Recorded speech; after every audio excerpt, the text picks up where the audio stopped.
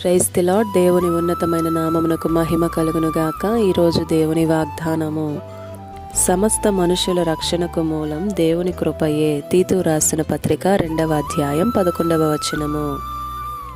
ఈ ఉదయకాల సమయంలో కృపా సత్య సంపూర్ణుడైనటువంటి యేసయ్యే మనందరితో మాట్లాడుతున్నాడు. సమస్త మనుషుల రక్షణకు కారణం ఒకే ఒక్కటి, అది దేవుని కృపే. కృపే లేకపోతే మనం ఏ పాటి వారమో, ఎక్కడ ఉండేవారమో. అర్హతే లేని నిన్ను, యోగ్యతే లేని నిన్ను, అడవిలో ఉన్న పిచ్చి మొక్కగా ఉన్న నిన్ను ఏరి కోరి తెచ్చి అంటుకట్టి నీరు పోసి బ్రతుకనిచ్చింది. ఈ రోజుకి నిన్ను దాచాడే, అది కదా దేవుని కృప, మహోన్నతమైన కృప.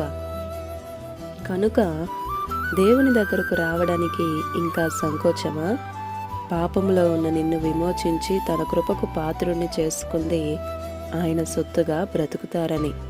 దేవుని కృప ఎంతో విలువైనది. అది గ్రహించిన వారే ధైర్యంగా దేవుని యొద్దకు రాగలరు, ఆయనతో ఉండగలరు. ఎందుకంటే రక్షణ మరి సమీపముగా, ఉచితముగానే అనుగ్రహించబడుతుంది. కానీ ఇంకా గ్రహించలేని అంధత్వంతోనే మ్రగ్గిపోతున్న వారి పొరలు రాలాలి అంటే దేవుని కృపను వెంబడించే వారిగా మనం ఉండాలి. యేసుక్రీస్తు పరిపూర్ణుడు. ఆ పరిపూర్ణతలో నుండే మనమందరం కృప వెంబడి కృపను పొందుకుంటున్నాం. రక్షణ సమీపముగానే ఉన్నది.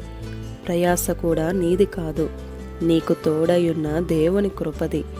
ఉదాహరణకు జక్కయ్య జైలు అధికారినే మనం చూస్తే, వారికి రక్షణ సమీపంగా ఉన్నప్పుడు వారు రక్షణను నిర్లక్ష్యం చేయలేదు, రక్షణను పొందుకున్నారు, వారి జీవితాలను మార్చుకున్నారు.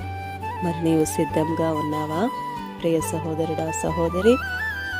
ఇది నా వాగ్దానం మనందరి జీవితాల్లో నెరవేరాలని కోరుతూ దేవుని సువార్త పరిచర్యలో మీ సహోదరి Prasanna. God bless you. Amen.